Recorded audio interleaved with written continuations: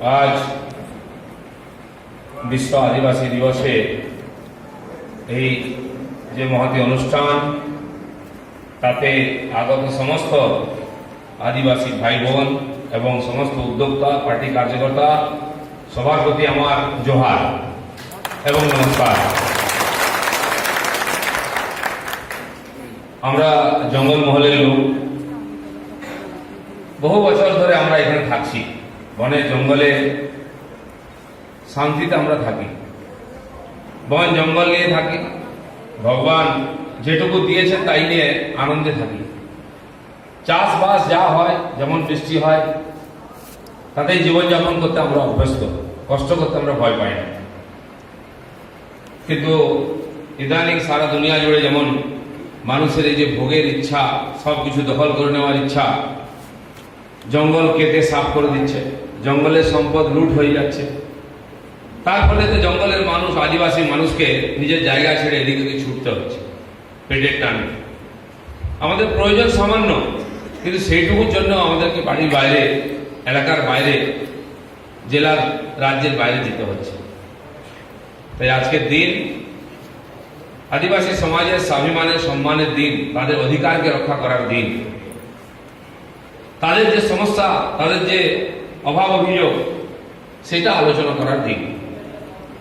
পশ্চিমবাংলায় সবচেয়ে বেশি আদিবাসী মানুষ জঙ্গলমহলে আছেন এবং উত্তর বাংলায় ডুয়ার্স এলাকায় আছেন, মালদা, দিনাজপুরে আছেন। এইসব এলাকাগুলোর উন্নয়ন বহুদিন হয়নি। স্বাধীনতা হয়ে গেছে আমাদের 70 বছর, কিন্তু সাধারণ গরিব আদিবাসী মানুষের যে প্রয়োজন, একটু ভাত কাপড়, থাকার একটু জায়গা, একটু জলের ব্যবস্থা, একটু ওষুধের ব্যবস্থা, সেটাও এখানকার রাজ্য সরকার করতে পারেনি। সারা ভারতবর্ষেতে যেখানে যেখানে আদিবাসী মানুষ আছেন, ঝাড়খণ্ড, ছত্তিশগড়, উড়িষ্যা, মধ্যপ্রদেশ, মহারাষ্ট্র, অন্ধ্রের কিছু এলাকা, ওদিকে হিমাচল প্রদেশ, তার বেশিরভাগ জায়গায় এখন বিজেপির রাজত্ব আছে, বিজেপি সরকার আছে। কারণ কি? না, আদিবাসী মানুষ বিজেপিকে বিশ্বাস করেছেন যে বিজেপি আমাদের দুঃখ কষ্ট বুঝে আমাদের সঙ্গে থাকে, আমাদের জন্য কিছু করবে, আর কিছু না কিছু করেছে। তাই বারবার তারা বিজেপিকে ভোট দিয়ে জিতিয়েছেন।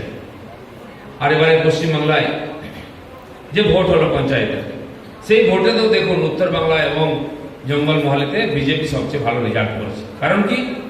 আদিবাসী সমাজ বিজেপিকে ভোট দিয়েছে, তার কাছে এসেছে, তার জন্য তাদেরকে অত্যাচারিত হতে হয়েছে, মার খেতে হয়েছে, ঘরবাড়ি ছাড়তে হয়েছে, ভোটে দাঁড়াবার জন্য মার খেতে হয়েছে, নমিনেশন করতে গিয়ে, ভোট প্রচার করতে গিয়ে মার খেতে হয়েছে, ভোট দিতে গিয়ে মার খেতে হয়েছে, ভোটে জেতার পরেও বাড়িতে থাকতে পারছে না, ঘর ছাড়া থাকতে হচ্ছে, নিজের এলাকা ছেড়ে, জেলা ছেড়ে, রাজ্য ছেড়ে অন্য রাজ্যে, ঝাড়খণ্ডে, উড়িষ্যা গিয়ে থাকতে হচ্ছে। কেন না? আমরা বিজেপিকে সাপোর্ট করেছি। প্রায় 6-7 জন আমাদের আদিবাসী কার্যকর্তা মারা গেছে, আমাদের জেলাতেই প্রায় 3 জন মারা গেছে। আমার বাড়ি ঝাড়গ্রামে, আমিও জঙ্গলমহলে বড় হয়েছি ছোটবেলা থেকে। আদিবাসী সমাজের সঙ্গে এই করম পরব, মানহান পরব ছোটবেলা থেকে দেখেছি। আমার বন্ধু বান্ধব সব আদিবাসী পরিবার থেকে এসেছে। আমাদের পরম্পরা আছে সাঁগাত, বন্ধু পাতাবার। ছোটবেলা সেই পদ্ধতিও আমাদের ছিল, আমার পরিবারের সঙ্গে, আমার দাদুর থেকে আরম্ভ করে সব কোনো কোনো আদিবাসী বন্ধুর সঙ্গে সাঁগাত করত। তো এখানকার যে সংস্কৃতি, পরম্পরা, সেটাকে ধরে রাখার দরকার আছে, তা নাহলে আমাদের পরিচয়টা শেষ হয়ে যাবে, আমরা শেষ হয়ে যাব। ইংরেজিতে একটা কথা আছে, loss of culture, loss of identity. যার সংস্কৃতি, কালচার নষ্ট হয়ে যাবে, তার পরিচয়, তার উপস্থিতি শেষ হয়ে যাবে। আজকে আদিবাসী সমাজের সঙ্গে সেটাই হচ্ছে। আমাদের এলাকার মধ্যে আমাদের জমি লোকে দখল করে নিচ্ছে, জবরদস্তি করে এখানে বিভিন্ন প্রজেক্ট করা হচ্ছে, কিন্তু তার বদলে কেউ জায়গা দিচ্ছে না। আমাদের আধুনিকতার নাম দিয়ে এখানে বিদেশি সমস্ত পরম্পরাকে নিয়ে আসার জন্য আমাদের যে সংস্কৃতি, আমাদের ভাষা, আমাদের গান বাজনা, আমাদের নাচ, আমাদের পরব, এ সবগুলো আস্তে আস্তে কিরকম যেন হালকা হয়ে যাচ্ছে। আমাদের ছেলেপুলেরাও ভাবছে বোধহয় এটা দরকার নেই, টিভি সিরিয়াল দেখবো, হিন্দি সিনেমা দেখবো, হিন্দি গান হবে, নাচবো, তার মধ্যে আনন্দ নাই। আনন্দ তো নিজের ভাষা, নিজের গান, নাচ, আবৃত্তি, সংস্কৃতিতে আছে।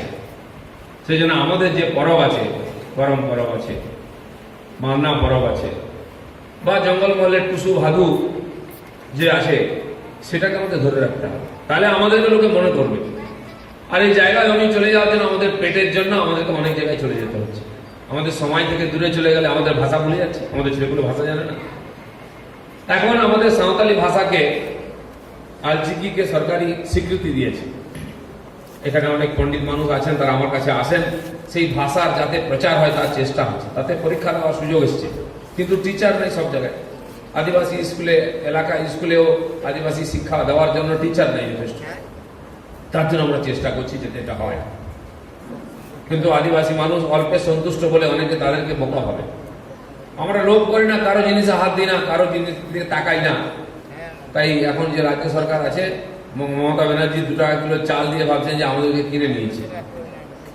আমি ছোটবেলা থেকে দেখেছি, স্কুলে যেতাম যখন, আমাদের ওখানেও লাল মাটির রাস্তা, গরমের সময় ধুলা উঠতো, হাঁটু অব্দি লাল হয়ে যেত পা, জুতাও ছিল না পায়ে। আর বৃষ্টির সময় জল হতো, কাদা হতো, পা হাঁটু অব্দি কাদা হয়ে যেত, লাল কাদায় জামা কাপড় লাল হয়ে যেত। এখনো জঙ্গলমহলের বেশিরভাগ জায়গায় সেরকমই আছে, গরমের সময় লাল ধুলো, বৃষ্টির সময় লাল কাদা। আদিবাসীদের জন্য কি করেছে এখানকার সরকার? আমাদের এখানে বহু আদিবাসী যারা আছেন জাতি, কোল, ভিল, মুন্ডা, সাঁওতাল, ওরাঁও। বাংলাতে বেশি সাঁওতাল, মুন্ডা বেশি আছে। সেই ছোটবেলায় আমরা দেখেছি আদিবাসী মায়েরা জঙ্গলে যেত, শাল পাতা, কেন পাতা ভেঙে নিয়ে এসে বিক্রি করে খলি পাতা তৈরি করে সংসার চালাত। বাবুই চাষ হতো, বাবুই দড়ি বেঁধে সারাদিন ধরে রোদ্রে বাবুই দড়িতে পাক দিত, সেটা বিক্রি করে সংসার চালাত। আজকেও খুব বেশি কিছু পার্থক্য হয়নি, সেরকমই আছে। সেই জঙ্গলের উপরে কেন পাতা, শাল পাতার উপরে আমাদের নির্ভর করতে হচ্ছে।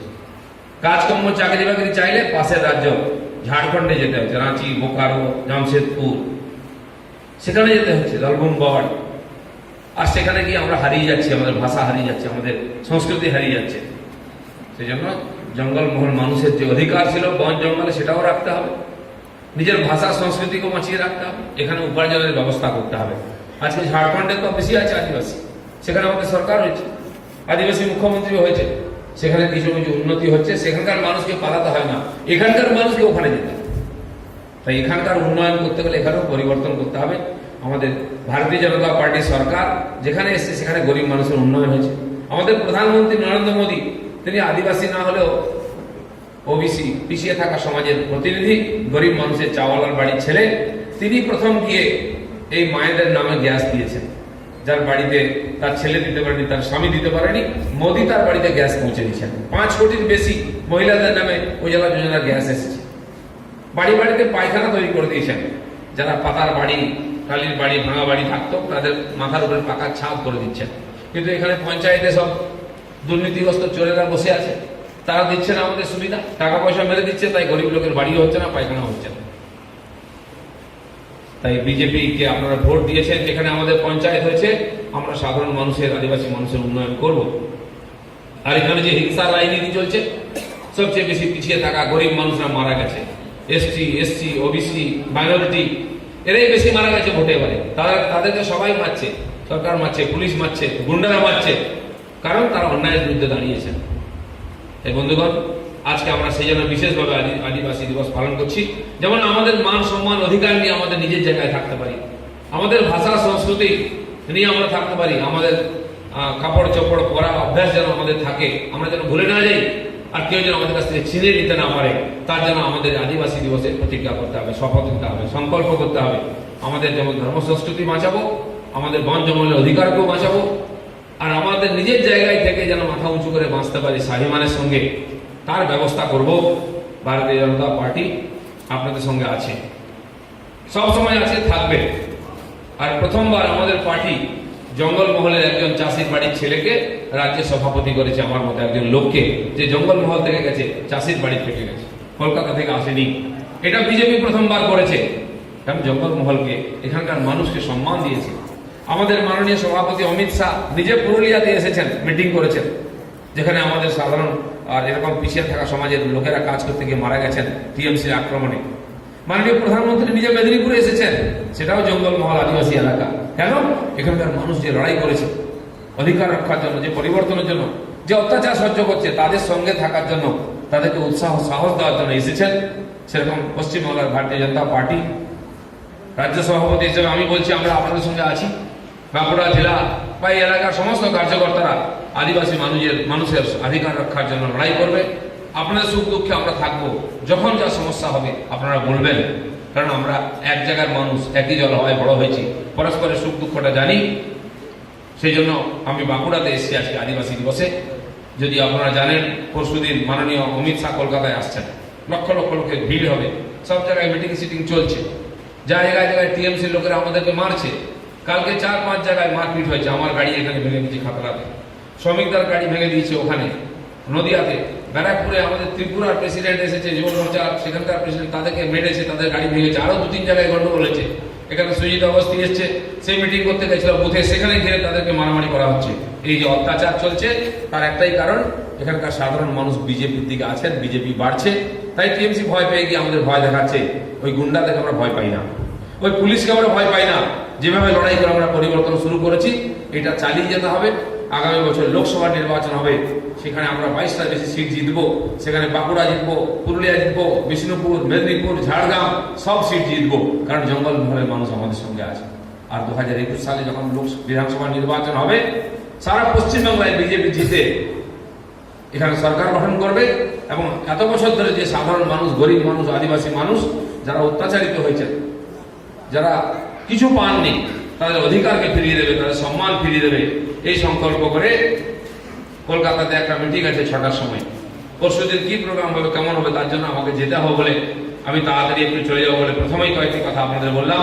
সবাইকে আবার জোহার জানাচ্ছি, নমস্কার জানাচ্ছি, প্রণাম জানাচ্ছি। ধন্যবাদ। ভারত মাতা কি জয়।